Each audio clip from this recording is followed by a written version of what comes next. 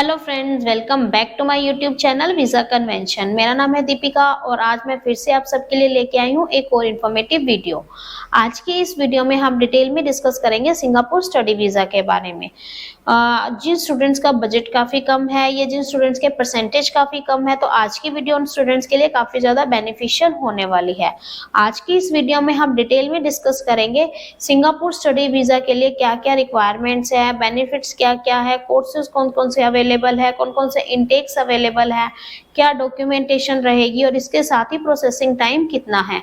तो आज की वीडियो आपके लिए काफी ज्यादा हेल्पफुल हो सकती है, तो वीडियो को लास्ट तक जरूर देखना। वीडियो शुरू करने से पहले मैं आपको थोड़ा सा सिंगापुर के बारे में बताना चाहूंगी कि यहाँ का जो पासपोर्ट है वो वर्ल्ड के स्ट्रॉन्गेस्ट पासपोर्ट्स में से एक है और यहाँ पे जो क्राइम रेट है बहुत ही कम है।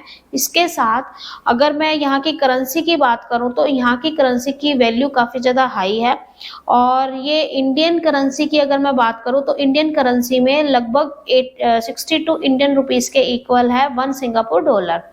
तो अब हम सबसे पहले बात करते हैं सिंगापुर स्टडी वीजा की क्या क्या रिक्वायरमेंट है। तो नंबर 1 पे आपकी जो एज है वो 18 ईयर होनी चाहिए। अगर 18 ईयर प्लस है तो बहुत ही अच्छा है। नंबर 2, आपकी जो मिनिमम क्वालिफिकेशन है वो 10th होनी चाहिए। नेक्स्ट बात करते हैं परसेंटेज की। वैसे जनरली जो कॉलेजेस की रिक्वायरमेंट है उसके अकॉर्डिंग मिनिमम जो परसेंटेज है वो 60% होनी चाहिए, बट कुछ कॉलेजेस हैं जो 50% पे भी आपका एडमिशन ले लेती हैं।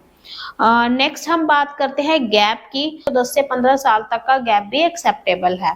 तो अब हम बात करते हैं सिंगापुर स्टडी वीजा के बेनिफिट्स के बारे में। तो सबसे जो बड़ा बेनिफिट है वो ये है कि आप ट्यूशन फीस आफ्टर वीजा पे कर सकते हैं। नेक्स्ट हम बात करते हैं लैंग्वेज टेस्ट की। अगर आपके पास आइल्स, पीटी, टफल, डुओलिंगो कोई टेस्ट नहीं है तो भी आप सिंगापुर स्टडी वीजा के लिए अप्लाई कर सकते हैं। नेक्स्ट जो बेनिफिट है वो ये है कि 10th pass also can apply for Singapore study visa.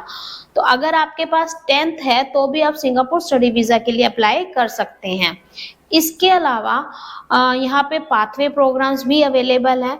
अगर आप सिंगापुर स्टडी वीजा के लिए जाते हैं तो बहुत सारे वहाँ पे यूनिवर्सिटीज और कॉलेजेस हैं जो पाथवे प्रोग्राम आपको प्रोवाइड करते हैं, जिसके बेस पे आप आगे फर्दर यूके, कनाडा या ऑस्ट्रेलिया मूव कर पाते हैं। नेक्स्ट जो बेनिफिट है वो ये है लेस डॉक्यूमेंटेशन। तो अगर आप सिंगापुर स्टडी वीजा के लिए जाते हैं तो यहाँ पे जो डॉक्यूमेंटेशन है काफी कम है।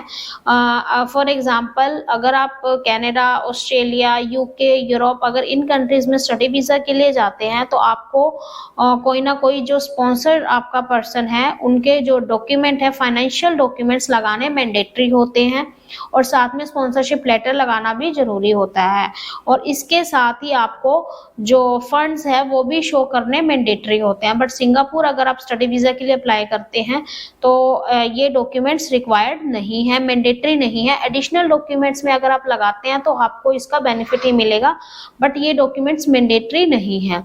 नेक्स्ट जो बेनिफिट है वो ये है वर्क अपॉर्चुनिटी आफ्टर स्टडी। तो आपकी स्टडी कंप्लीट करने के बाद आपको 6 मंथ्स की इंटर्नशिप मिलती है जिसमें आप वर्क कर सकते हैं, जिसे ओजीटी भी कहा जाता है, ऑन जॉब ट्रेनिंग। इस ड्यूरेशन आप वर्क परमिट लेके इजीली वहाँ पे काम कर सकते हैं। जो सिंगापुर स्टडी वीजा का प्रोसेस रहता है, प्रोसेस का मीन जो वहाँ पे ड्यूरेशन रहता है वो 6+6 रहता है, यानी कि 6 मंथ आपकी स्टडी और 6 month OGT on job training. अब नेक्स्ट बात करते हैं प्रोसेसिंग टाइम की। तो सिंगापुर स्टडी वीजा का जो प्रोसेसिंग टाइम है वो मैक्सिमम 4 वीक्स का है।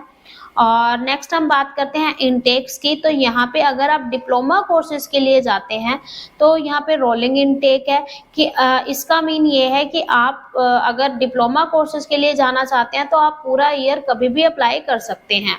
बट अगर आप डिग्री के लिए जाना चाहते हैं तो उस केस में यहाँ पे जो मेजर इनटेक है वो सितंबर इनटेक है। अब हम बात करते हैं कि अगर आप सिंगापुर स्टडी वीजा के लिए जाते हैं तो किन किन डॉक्यूमेंटेशन की आपको रिक्वायरमेंट होगी। तो नंबर 1 पे जो डॉक्यूमेंट है वो है आपका पासपोर्ट।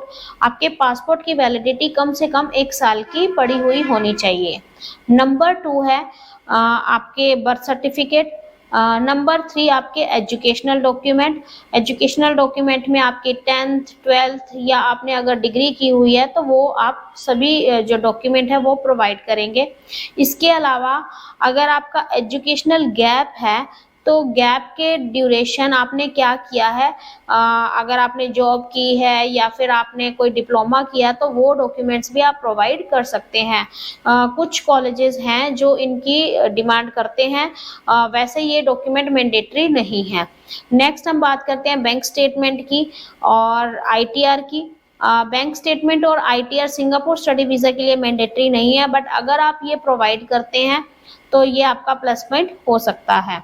नेक्स्ट हम बात करते हैं कि सिंगापुर स्टडी वीजा के लिए अगर आप जाते हैं तो कौन कौन से कोर्सेज अवेलेबल हैं। यहाँ पे आप डिप्लोमा कोर्सेज के लिए भी जा सकते हैं, बैचलर के लिए भी जा सकते हैं और मास्टर्स के लिए भी जा सकते हैं।